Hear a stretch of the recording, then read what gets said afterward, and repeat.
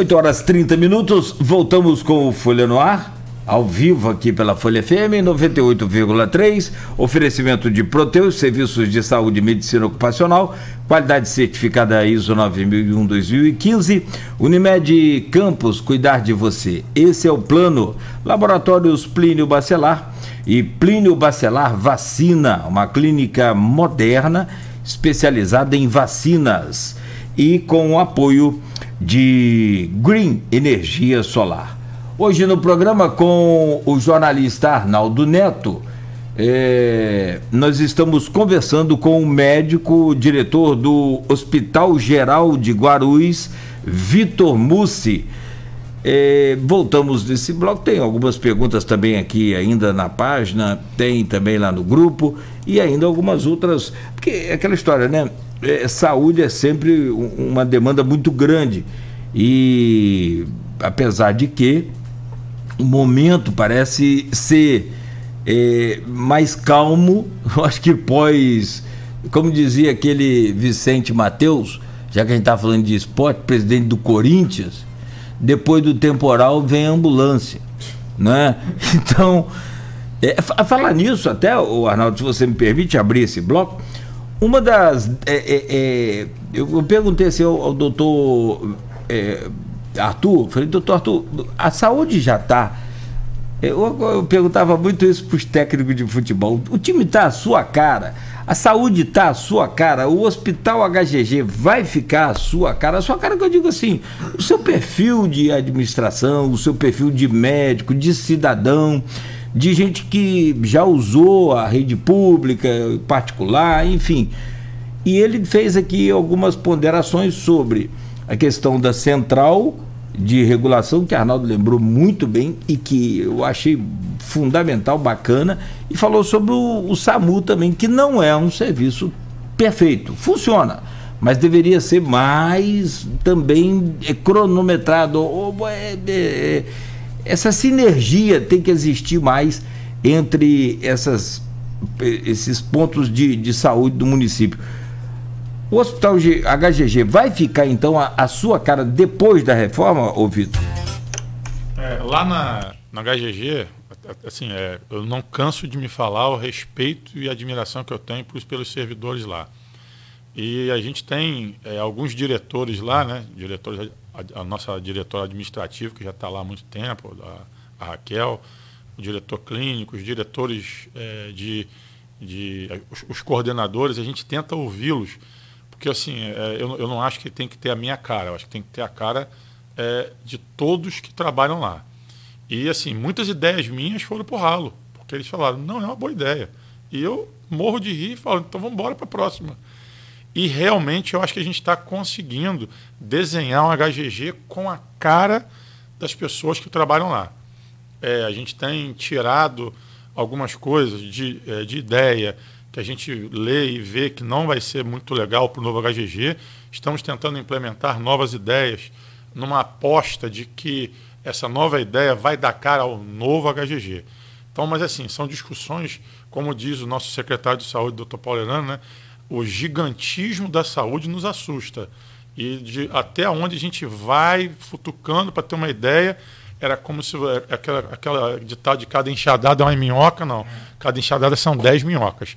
Então a gente tem realmente vislumbrado um HGG que vai ficar maneiro diante das ideias que as pessoas estão dando lá, e a gente tem conversado com a gestão acima da gente, doutor Arthur, doutor Paulo Herano, o prefeito também, o vice-prefeito, eles dão carta aberta a gente, eles falam assim, eu só quero que vocês resolvam. E eles não nos dão limite de atuação nenhum. E eu acho que vai ficar assim. Eu tenho muita esperança de eu não conseguir não chorar na inauguração. Porque a gente chorou quando viu o telhado, você imagina quando a gente cortar a fita do novo HGG. Vitor, tem uma questão, a gente acabou abordando lá no primeiro bloco, mas eu queria voltar a essa questão em relação à pandemia, né? E você colocou 2 ondas, técnicos apontam que são 4 ondas, né? 2 ondas que a gente fala que foram 2 momentos piores, aqui, sobretudo aqui para a região. Mas os técnicos falam em quarta onda, o Paulo Herano, inclusive, falou em quarta onda da Covid, que a gente vem passando agora com um aumento considerável do número de casos.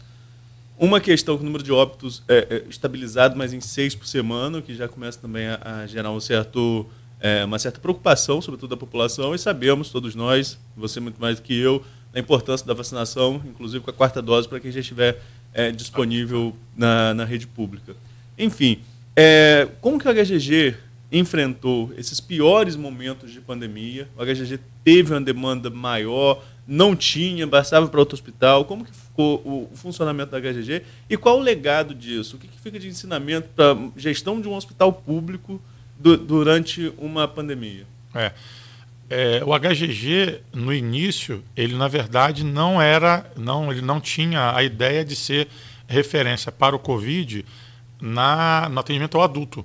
Ele ficou como referência ao Covid no atendimento pediátrico.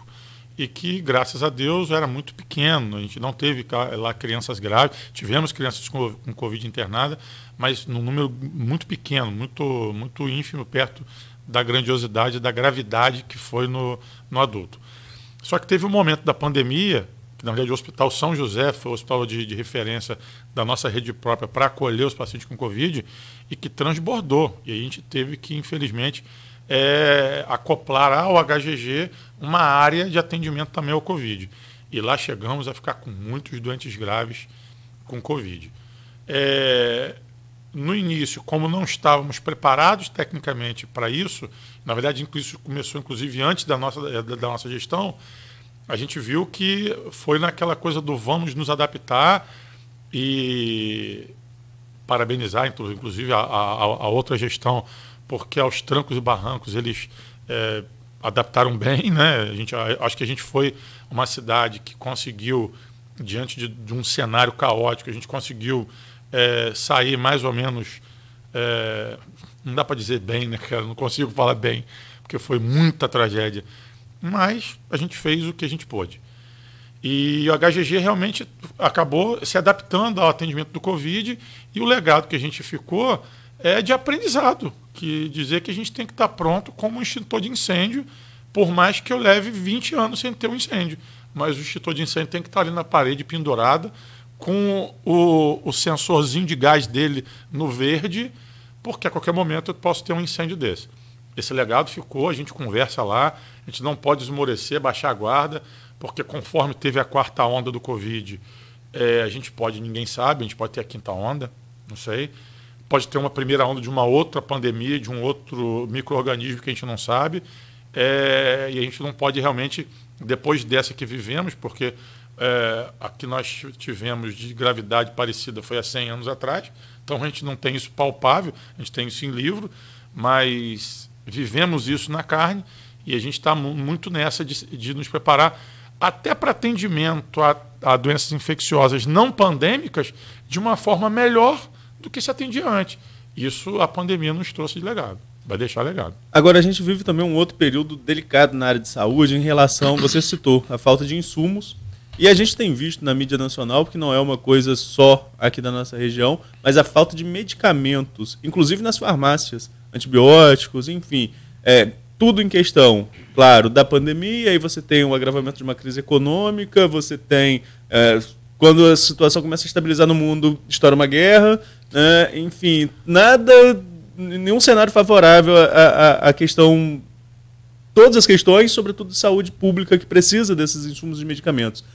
Além dos insumos, medicamentos também é um problema hoje no HGG por essa questão. Tem dificuldade de encontrar algum tipo de medicamento? Tem. A gente está passando agora um momento assim, muito preocupante com alguns insumos, e aí é o que a gente está vendo, não é um problema administrativo, é um problema realmente de produção e de distribuição mundial, e isso está fazendo a gente teve que cancelar algumas cirurgias eletivas que a gente fazia no HGG, para que a gente tenha economia dos insumos que estão realmente muito pequenas a oferta, e a gente está realmente muito preocupado com isso. Existe aí uma luz no fim do túnel, as pessoas estão com algumas perspectivas de melhora disso, de alguns insumos, e a gente está meio que equilibrando, né? Tentando manejar o doente aqui e lá para evitar o desperdício, e aí também é um legado, né? A gente vê que quando você tem pouca oferta daquilo que você precisa, Aí você vê, talvez vocês tenham... A gente, como tinha uma oferta grande, a gente desperdiçava. Isso eu não falo HGG, isso é mundial. Então, um legado que a gente que vai ficar é também a gente aprender a não desperdiçar as coisas. E a gente está aprendendo isso. Acho que foi o doutor Arthur que falou aqui, né? Soro antes. Você pegava aquele soro grande, colocava ali, né? E qualquer pessoa vai só tomar um medicamento. Era aquele soro maior. Hoje em dia, você já meio que pega ele... Não, isso vai ser só para medicamento, vamos usar esse aqui que é menor e liberar o paciente. Né? Me lembra muito a história da bacia cheia de jabuticaba, né? As primeiras que você roeu, você jogou fora com a carne. As últimas, quando você está vendo que está acabando, você vai até o caroço. Então, isso que está acontecendo. A gente está aprendendo a usar os insumos diante da dificuldade que a gente tem de oferta. A gente está nos educando e tentando educar até os próprios pacientes a evitar o desperdício. Vitor, a gente, Nogueira, deve ter mais alguma pergunta também, mas assim, a gente vai caminhando para o final. Queria que você desse para a gente uma perspectiva. Se tudo caminhar bem, você mesmo falou, tem uma licitação, você viu que tem uma licitação prevista para o próximo mês, mas se tudo caminhar bem, qual é a sua perspectiva de que o que vocês chamam de novo HGG vai estar 100% funcionando? Vocês têm uma perspectiva de tempo em relação a isso? E aí eu já engato uma outra pergunta para você falar bem. Nogueira, lá no comecinho, lendo as manchetes, viu lá que chegou novos equipamentos, novos leitos para o Ferreira Machado. Qual o planejamento para a HGG em relação à chegada desses novos também equipamentos? Primeira pergunta. Primeira foi em relação a prazo. A prazo, então. Essa empresa que ganhou a licitação dessa obra, ela nos surpreendeu muito, muito, muito. É um elogio que eu faço aqui a eles, até porque ficaram muito, muito parceiros nossos lá. E, assim, se a empresa que ganhar tiver a garra e a estrutura que fez a primeira obra, eu não sei se a previsão de 2 anos se concretiza ou não. Eu acho que termina antes, porque os caras realmente são muito, muito focados em obra pública. Eu fiquei impressionado com o que eu vi lá. Agora, recentemente a gente vai depender realmente de quem será essa nova empresa, qual é o modo de trabalho deles, até porque eles vão ter que se ajustar a gente. Essa que está lá se ajustou a gente toda semana a gente sentava e, olha, agora você vai entrar aqui porque eu vou me desviar daqui, e tudo foi de uma forma muito harmoniosa. Então a minha esperança é que a gente tenha uma nova fase com uma empresa igual ou melhor do que essa que está lá. Mas, diante das planilhas, né, do que a gente tem para fazer lá de serviço, a gente conta aí com 2 anos. Entendeu? E claro que a gente não espera, até porque a gente vai ter reforma, muito mais reforma do que construção. A gente não vai ter aquela coisa daquela grande inauguração de um grande HGG novo. Eu venho dizendo que a gente vai ter que ir reformando os setores e já botando eles para funcionar. Não vai dar para, por exemplo, deixar uma nova emergência fechada como está, para inaugurá-la de uma forma única. Essa nova etapa, acho que a gente vai ter inaugurações setorizadas, vamos dizer assim. Então, mas para finalizar mesmo, para a gente desmontar o canteiro de obra na HGG, eu creio que daqui a 2 anos, me baseando em uma empresa parecida com essa que está lá agora. E em relação a esses novos equipamentos aí, para como diz Nogueira, não ter uma certa inveja, um ciúme do Ferreira Machado? Na verdade, essas aquisições, e eu até me intero pouco desse processo que fica com a fundação, até porque realmente não dá tempo de eu me inteirar, o HGG realmente consome da gente um tempo muito, muito grande, mas eles são realmente muito diversos, né? São atas que se aderem, e aí a gente a Fundação, a Secretaria de Saúde, está entrando em tudo que legalmente se permite e realmente fica tudo muito setorizado. É uma comprinha aqui, uma comprinha ali. E aí o Ferreira deu sorte de ganhar primeiro. Mas quem ri por último, né? E aí a perspectiva é que, acho que nas próximas 2, 3 semanas aí, a gente tenha a chegada dos equipamentos que são previstos para a nova emergência. E eu acho que vai ser bacana que vai começar a chegar tudo junto. E aí a gente está realmente se preparando para uma emoção muito grande de ver o HGG recebendo. Como o Ferreira ontem, foi muito legal, né? Você vê aquilo tudo chegando lá, é uma coisa que você vê pouco no serviço público, né? É mais serviço público. Você falou aí agora uma coisa que era o meu sonho de ouvir um dia. Eu já brinquei aqui e alguns debates que eu tive a oportunidade de apresentar no rádio, agora por último, né, eu tive a oportunidade de apresentar aqui o debate de Campos na Plena, com o Vladimir e com o Caio. Assim, que eu agradeço muito ao Grupo Folha por ter me dado aquela oportunidade, foi muito bacana. O Arnaldo Neto foi 99%, eu só estava ali como quase que um bonequinho. Era aquilo que você falou, a estrutura da equipe é que comanda a coisa para dar certo. Não adiantar, a Cláudio Nogueira arrebentou no debate, não, a equipe arrebentou no debate, eu fui só o figurão ali da coisa. Mas eu sempre falava assim para os candidatos: gente, se vocês vão brigar de ofensa, não faz isso não. Briga assim: se ele fizer um hospital, eu vou fazer 2. Se ele fizer uma ponte, eu faço 2. Mas não tem rio, eu faço o rio também. Mas briga no sentido ideológico, essa coisa de... porque aqui em Campos, como qualquer política, é negócio de família, e vai muito, ainda mais esse ano, né, gente? Com essa polarização toda aí, agora... Esse caso que aconteceu lá em Foz do Iguaçu, você vê escancaradamente a tentativa de, sabe, eu nunca vi, a nossa Polícia Civil é muito, eu sou fã das nossas polícias, tinha essa coisa de banda podre não, mas assim, a Polícia Militar é fantástica, a Federal, ou a Civil. Agora, nunca vi um caso ser elucidado com tanta, definido com tanta rapidez quanto aquele pela Polícia Civil. Assim, deixa as coisas muito escancaradas, então a gente tem muita preocupação. Mas falando sobre o HGG, e para fechar, é verdade que o hospital está afundando? Sabe por quê? Você sabe que Campos é uma planície. Campos tem o lençol freático muito alto, e ali é um pântano, como boa parte aqui dos terrenos em Campos. Você sabe disso? Ali é residencial dos Nogueira, que tem ali atrás, feito por Alexandre Mocaiber. Ali também teve uma dificuldade menor, porque é mais alto do HGG. E logo atrás do HGG tem um pântano ali ainda. Nem sei se é pindoba ou o que nasce lá, mas nada. Entendeu? Então, assim, isso chegou a ser ventilado uma vez, e eu não sei se com essa reforma o senhor levou isso adiante, se chegou a comentar sobre isso. De fato é verdade? Não. Lá a gente não tem nada. Teve um evento que até realmente assustou a gente pela característica geográfica do prédio. Foi uma sala lá que acabou realmente o piso cedendo, mas foi uma sala. E a gente chamou a Defesa Civil e tal, e realmente eles nos tiraram esse medo. Eu fiquei sabendo, não sei se isso é verdade, mas que na construção, o prédio do laboratório, que é até mais próximo do pântano do que o prédio principal, teve que ter uma reconstrução de base, de concretagem lá, de sapato, que fala, porque realmente a primeira não se adequou ao terreno, e aí teve que ter uma outra. Em tese, pelo que a gente ouve da Defesa Civil, o prédio construído, ele realmente está sólido. Nos deu medo, por exemplo, surgiu a hipótese, vamos construir esse do HGG lá atrás, vamos construir coisas lá atrás. Aí a gente botou o pé, não vamos contar muito com a sorte, não. A sorte está com a gente, mas não vamos abusar dela, não. Vamos para frente, que está mais longe.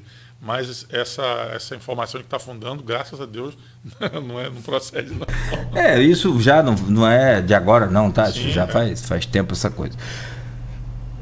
Então foi quando afundou essa sala aí. Deve ter sido alguma coisa assim. Aí deu uma. Isso foi em fevereiro do ano passado, se não me engano, em março. Não, essa questão de afundar é de antes. Não. O meu caro Vitor Mussi, são 8h49, quero te agradecer muito, queremos aqui, naturalmente, te agradecer muito, em nome da Folha FM, do Grupo Folha, pela presença. O trabalho lá, é claro que é uma luta diária, uma conquista a cada dia. Saúde é extremamente movimentado, você tem uma UTI cheia num dia, no outro dia você libera todo mundo, vai, né, enfim. Mas eu vou tirar aqui das duas entrevistas pautadas pelo Arnaldo inteligentemente, uma com o doutor Arthur e outra com o senhor. Depois eu até comentei com o doutor Arthur, que foi o Arnaldo lembrou também aqui hoje, o soro é fantástico. Principalmente você tomar um litro daquele soro. Para que tomar um litro desse troço se eu não estou desidratado? Eu só estou... Muitas vezes tem gente que vai lá só para tomar uma glicose, né? Porque exagerou um pouquinho no dia anterior. Ou até mesmo com uma alergia. Enfim, muito boa essa sacada dos 100 ml.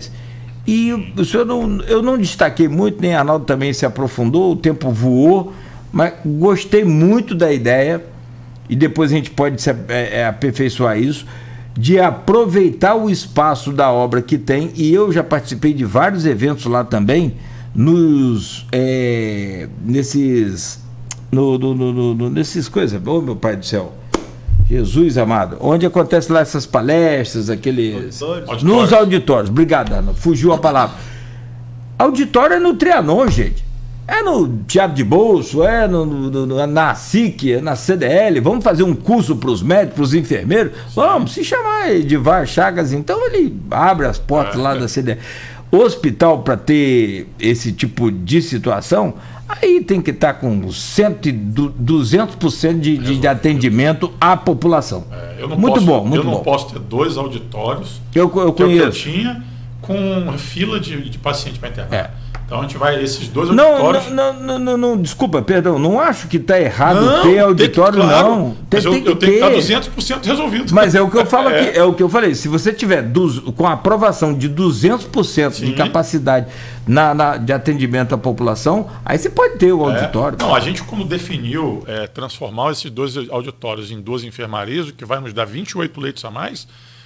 a gente ficou com pena, deu pena, deu uma dorzinha aqui. A acústica deles é fantástica. Não, e assim, eu falo, olha, eu não vou me sossegar enquanto depois que tiver tudo certinho, eu vou ficar olhando para o HGG aqui em volta para tentar construir um auditório menor, não preciso disso tudo. Eu acho importante, mas no momento que a gente está, em que eu preciso aumentar serviços, aumentar vagas, vai ser dentro do auditório.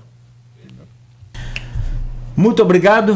Agradeço a vocês. Bom dia e sucesso lá. Agradeço, como eu falei, as pessoas, algumas falam que eu sou bom gestor, outras falam que eu não sou bom gestor, e isso é democracia, mas eu não vou me cansar de falar. Ser gestor do HGG é muito fácil, porque a galerinha que está lá, qualquer um aprende a ser gestor. Então eu agradeço principalmente ao prefeito Vladimir pela confiança que me deu, pelo aprendizado que está me dando de vida, e a todo mundo que está lá suando sangue para aquilo lá estar funcionando como está, apesar de todos os intempéries. Arnaldo? Agradecer ao Dr. Vitor pela disponibilidade. E se falta uma para pedir música, em breve a gente vai resolver isso, trazer ele de volta aqui. Mas que não seja o hino do Vasco, né, gente? Infelizmente não temos. Você vai cantar, não, né? Não, eu mando em mídia para vocês. Eu tenho cantado, inclusive, por vários cantores. Aí, tem mais, aqui, tem mais mensagem aqui para o senhor. Em vários cantores o senhor tem? É muita gente que sofre, né? Aqui, grande companheiro na formulação das diretrizes da saúde da nossa cidade. Parabéns pela entrevista. Costumo dizer que o Vitor é um dos nossos maiores guerreiros da equipe de saúde de Campos. Grande liderança do HGG. Quem mandou isso foi nada mais, nada menos do que o doutor Paulo Irano. Uma honra, né? Receber isso do nosso mestre. Paulo Irano é um amigo, foi meu professor, e é um cara realmente que quando dá vontade de chorar, a gente liga para ele. Esse cara tem uma cartola ele sai puxando soluções assim. Então, receber isso dele é uma honra. É bom, ele é muito bom, ele é muito bom. O senhor também admira o trabalho dele também, muito competente. Muito.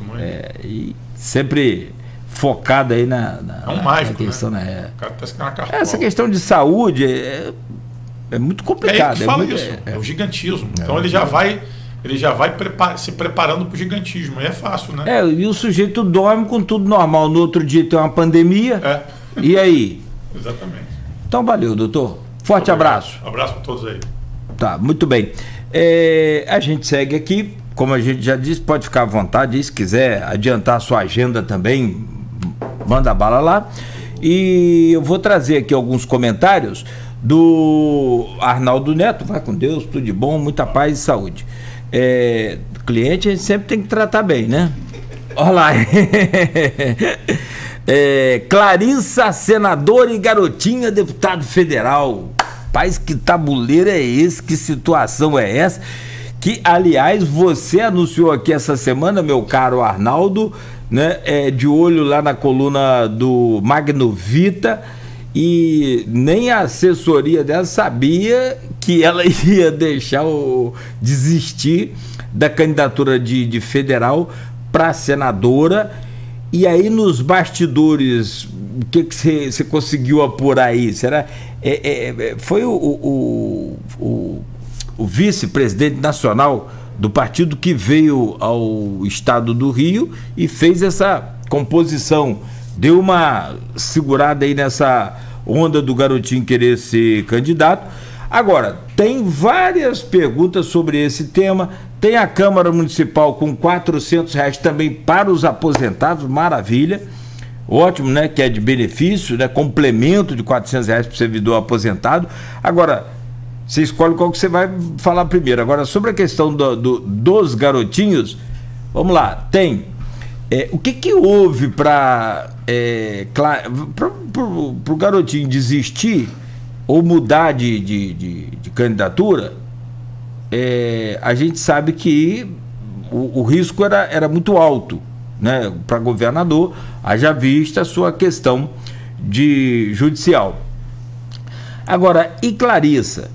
Será que ficou muito triste com ter que abrir mão de sua vaga, né, de candidata, de pré-candidata a deputada federal? E aí vem para um quadro de pré-candidata a senadora, que é um quadro muito difícil no estado do Rio, e só elege um esse ano. E o Vladimir, será que vai ao Rio de Janeiro assinar aquela ficha de apoio ao Castro finalmente? Onde você mesmo falou dos 7 prefeitos que ficaram, que não assinaram lá aquele apoio ao governador Cláudio Castro, que é pré-candidato à reeleição.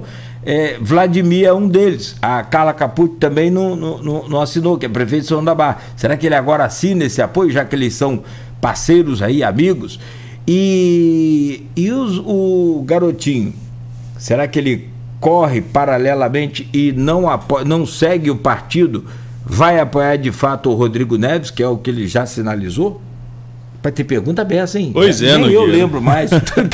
Pois é, o tabuleiro está se arrumando, né? Começaram as convenções, como eu disse lá no início do programa, por exemplo, o PDT já oficializou a candidatura do Ciro Gomes. Acho que é o primeiro, com certeza é o primeiro presidenciável que a gente pode chamar de candidato. O Ciro já é candidato a presidente da República pela 4ª vez. Enfim, no Rio de Janeiro o cenário vai se arrumando.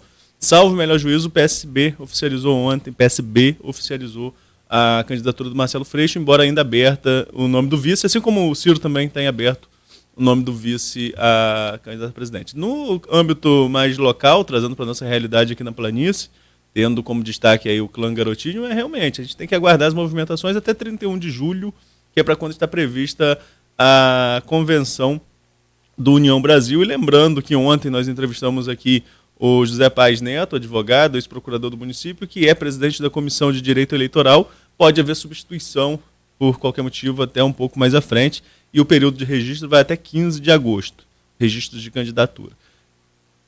Clarissa ao Senado, ela mesma sinalizou aqui, Nogueira, durante a entrevista, Nogueira, todo que nos ouve, durante a entrevista, que era um desejo pessoal dela. Ela colocou isso aqui, que era um desejo pessoal de concorrer ao Senado, mas eu acho muito difícil uma candidatura ao Senado a essa altura do campeonato por 2 motivos. Um, que o Romário que é senador, lidera com certa vantagem a corrida ao Senado.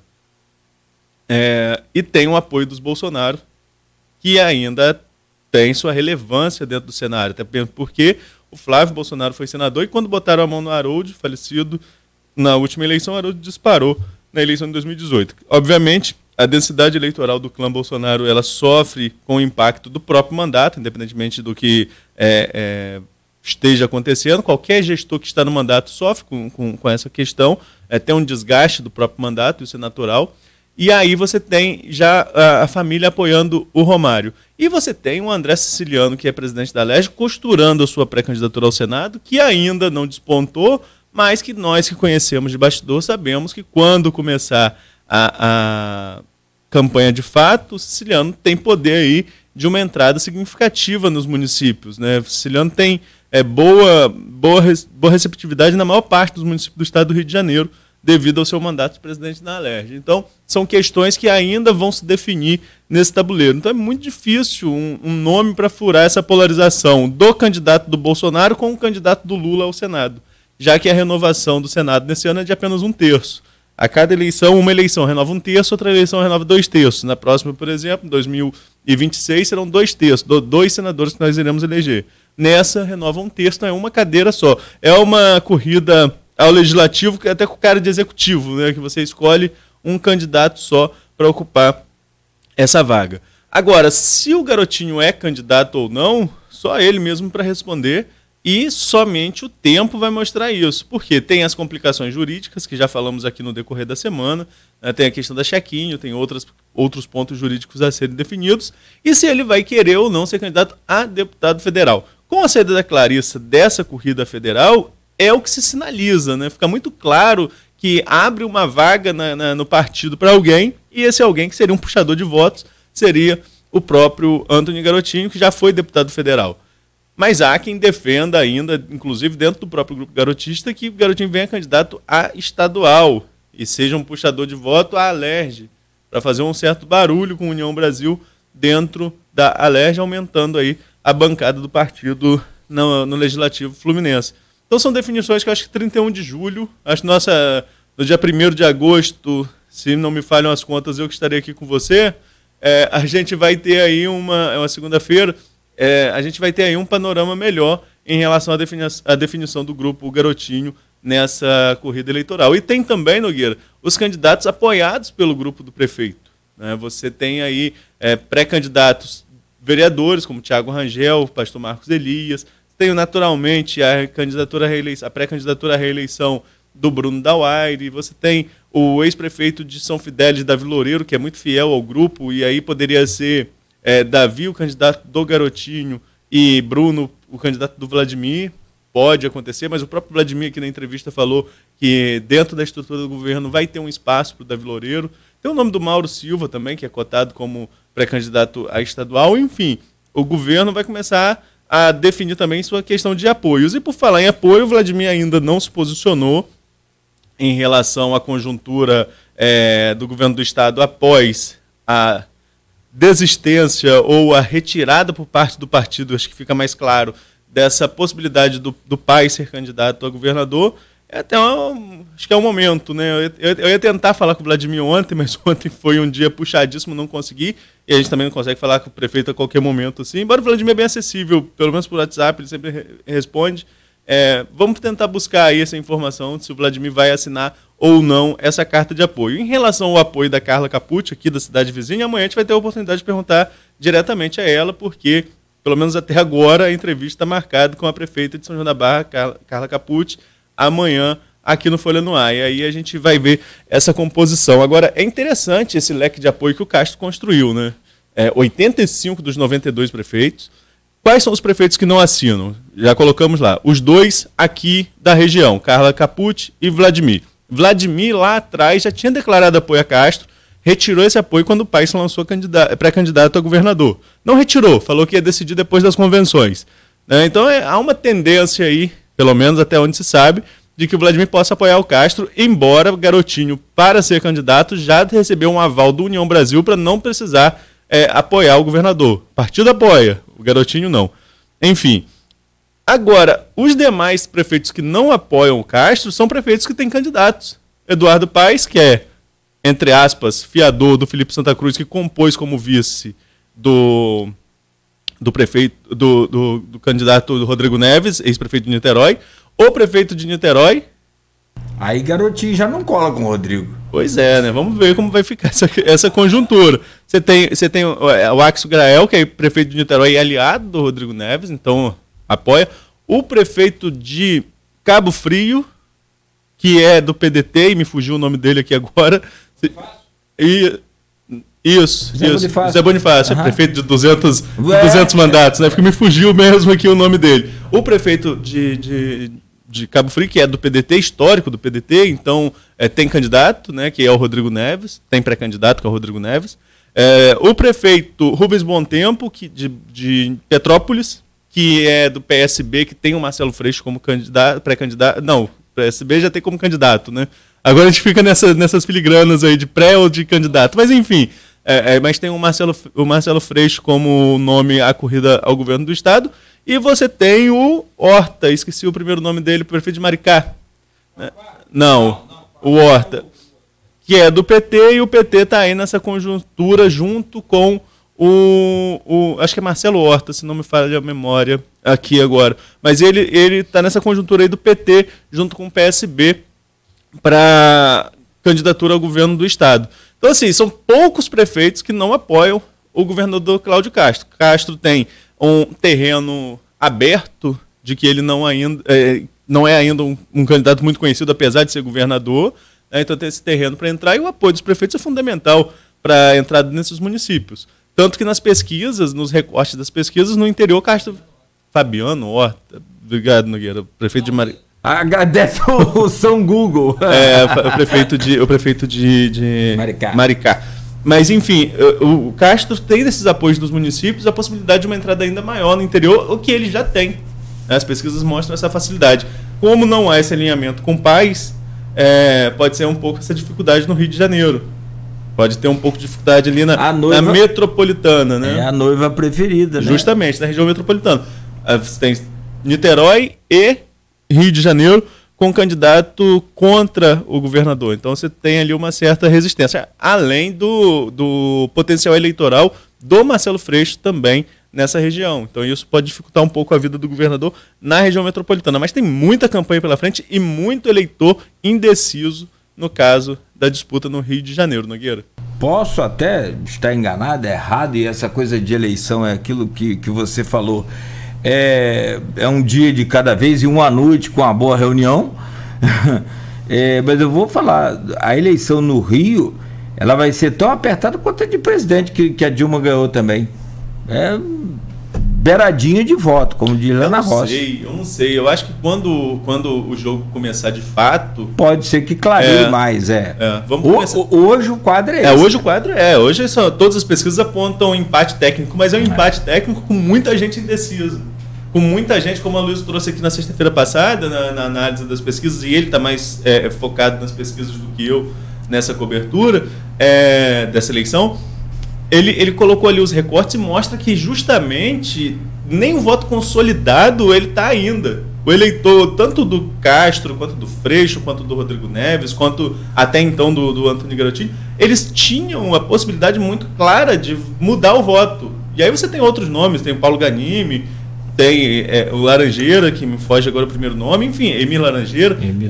Muita gente que está aí na corrida e que pode estar buscando esses votos, mas já mostra uma consolidação Castro e Freixo, uma polarização Castro e Freixo, com possibilidade de virar voto, ou seja, é uma polarização que não é polarizada, é algo atípico esse cenário dessa corrida do estado do Rio de Janeiro.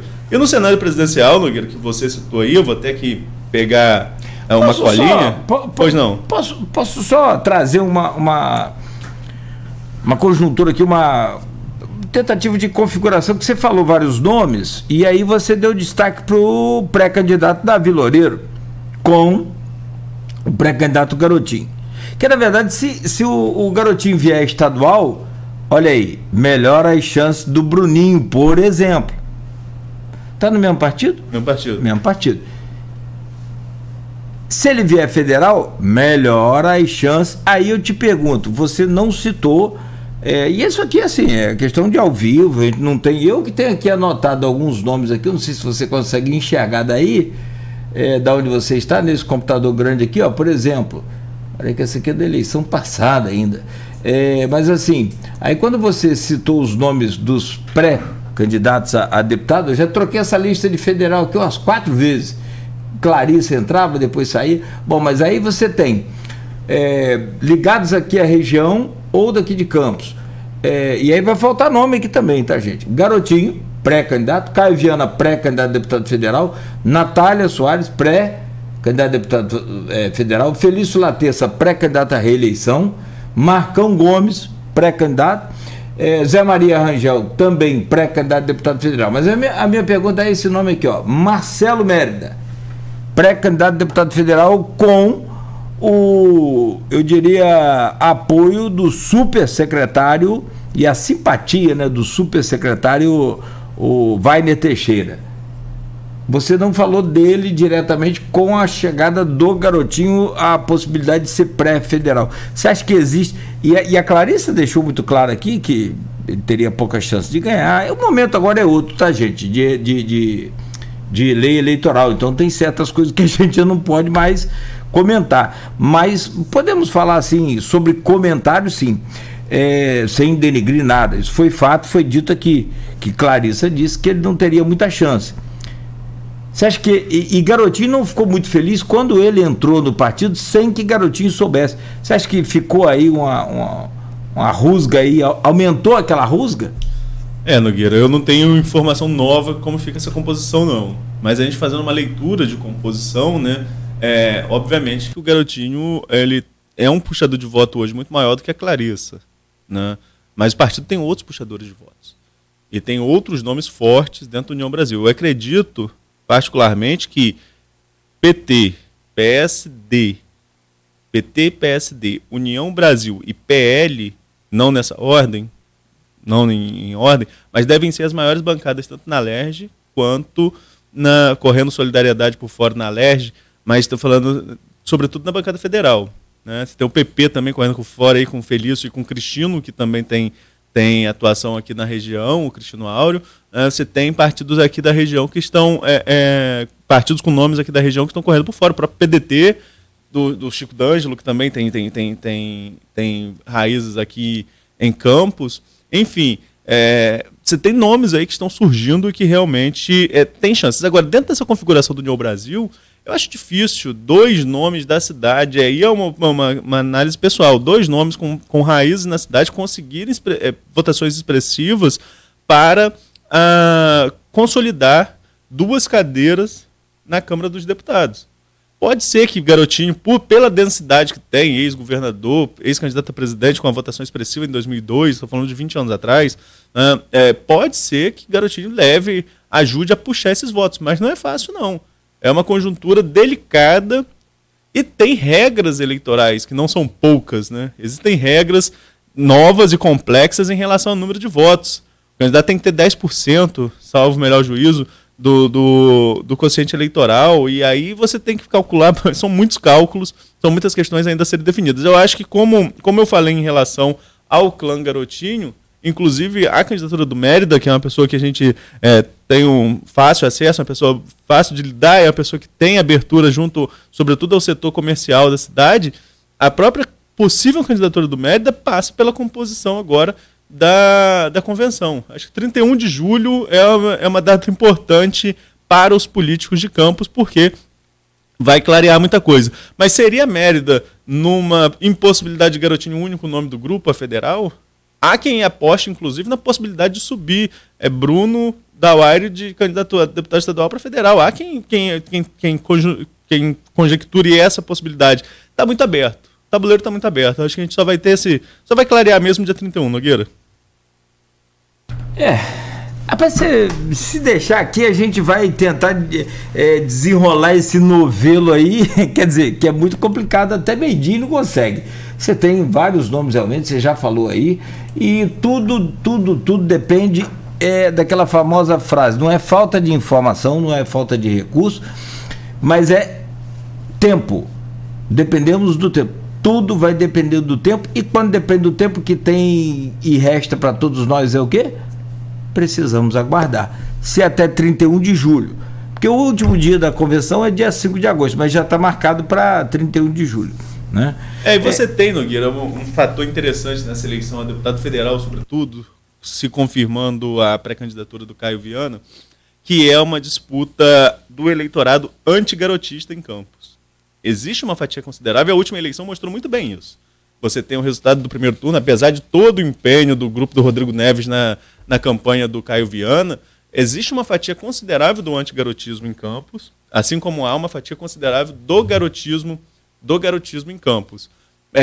Então você vai ter aí uma disputa, você vai ter o candidato do Vladimir, o candidato do grupo, ou os candidatos do grupo, e você vai ter uma disputa pelo antigarotismo. Isso vai ser interessante de se ver para a conjuntura de 2024. É uma eleição que a gente está discutindo 22, mas já com reflexos em 24. Isso vai ser interessante de analisar no pós-eleição, com os números já consolidados. Aí a gente vai ter um reflexo do tamanho desse antigarotismo e até mesmo de uma possível, entre muitas aspas, avaliação em relação ao governo Vladimir. Já vai dar quase que um spoiler aí de como a população está avaliando o governo Vladimir. Vamos aguardar os números, vamos aguardar antes as definições nas convenções, Nogueira. E os bastidores a gente tenta acompanhar também, claro que você com o seu faro apurado, deu sorte de ser a semana sua, né? Você também. Ô Neto, só para fechar, São João da Barra, recebi uns vídeos aí de Robinho Talimac e eu gostei muito do posicionamento dele com relação à questão do que diz respeito lá a Enel, se posicionando lá. Vocês falaram que não pode colocar e dar manutenção em tal lugar porque é preservação, mas fizeram aí uma extensão em terreno não regularizado, enfim. Quando foi essa sessão, quando foi essa reunião? Foi uma, como é que fala? Audiência pública. E você falava da possibilidade de outro ser um dia quente. Como é que ficou? Rapaz, não teve sessão.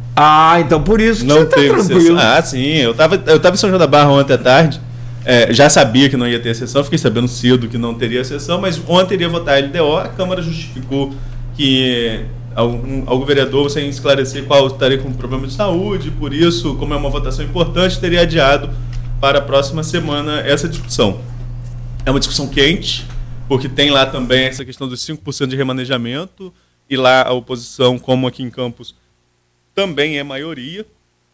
Então essa decisão ficou para a próxima terça-feira, às 5 horas, lá em São João da Barra. Então a sessão quente, que seria ontem, ficou para a sessão quente na próxima terça-feira. Vamos estar acompanhando aí. Agora um pouquinho à distância, né? Porque terça-feira é dia de fechamento de edição, não tem como estar lá presencialmente. Se fosse ontem, eu estava lá em São João para acompanhar a sessão do Legislativo São Joanense. Mas teve essa audiência pública, o Robinho me mandou um material, o Robinho Talimac, sempre acompanha a gente aqui, um amigo, irmão da Irmandade Nossa Senhora da Penha junto com a gente também, enfim.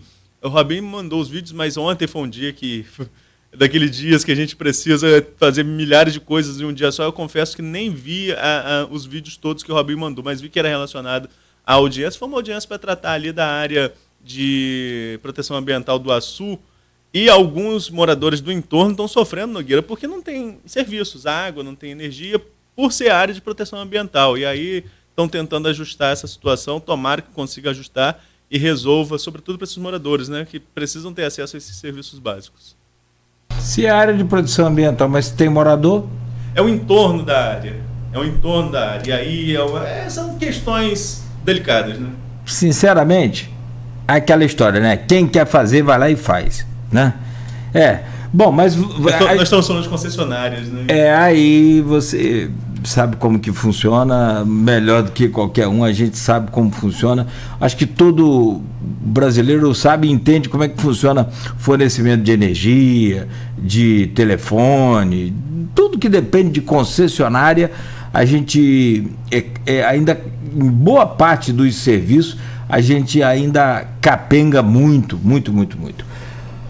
Bom, Arnaldo, são 9h18, Câmara de Campos, só um minutinho para fechar aí, quer dar um abono também aí aos servidores aposentados, né? Gostei muito. A ideia é legal, agora vamos ver o impacto financeiro disso, se a Prefeitura vai acatar a ideia. Tomara que sim, como teve o apoio aí dos 25 vereadores, pode ser que já tenha algo já alinhado junto à Prefeitura, e aí tomara que aconteça. A gente torce também para que sim, o município vive um momento de boa fase de arrecadação, sobretudo de royalties, receitas crescentes. Tomara que possa, tomara que não tenha nenhum impeditivo e tomara que se concretize. Mas eu tenho muita cautela em relação a isso, porque uma coisa é a indicação legislativa que pode estar totalmente cercada de boas intenções. E normalmente a indicação está cercada de boas intenções.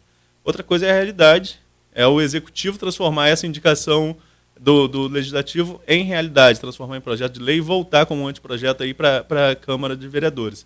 E aí é preciso tempo para saber se isso vai acontecer. Até onde eu sei, ainda não tem. Né? Tenho dois projetos, melhor dizendo, do Executivo em relação ao servidor para entrar na pauta da semana que vem. E como tem pauta para a semana que vem, a gente já pode afirmar aqui, Nogueira, que o Legislativo de Campos não vai ter recesso. Porque não votou a LDO ainda. Se votar na quarta-feira, a outra semana já é agosto e já tem que voltar às sessões ordinárias. Né? Então, você pode afirmar aí que Campos não teve recesso nesse ano do Legislativo. Talvez até para compensar lá aquele período de paralisação. Não, da paralisação dos vereadores em protesto devido à perda lá. A anulação de uma vitória da oposição em relação à mesa diretora. Pode ser uma estratégia. Vamos acompanhar os desdobramentos disso. Mas é bom a gente deixar claro para quem ouve a gente, para quem nos acompanha nas redes sociais. O que passou ontem pela Câmara foi uma indicação legislativa. Até isso se tornar realidade, ou se isso vai realmente se tornar uma realidade, é uma outra situação. Bom, tem mais assunto, claro, mas aí a gente... Mas aí, Cristiano, depois corta nossos assuntos. Aí já era. E a você que nos acompanhou aqui, então também, né, a gente vai encerrando. Continue, claro, ligado aqui na Folha FM. Neto, bom dia para você, uma ótima quinta-feira. Até amanhã, se Deus quiser. Muito obrigado por hoje. Valeu, Nogueira. Até amanhã, como falei mais cedo, está marcado com a prefeita de São João da Barra, Carla Capucci, nossa entrevista amanhã a partir das 7 horas.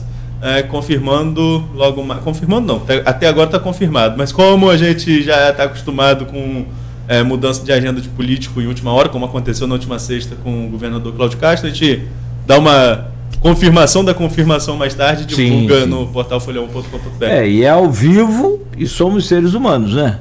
Não tem essa história. Até nós, inclusive, podemos não estar aqui, depende de Papai do Céu. Bom, obrigado, Neto, mas nós vamos estar. Não sei, Beto, não sei como, mas eu vou estar.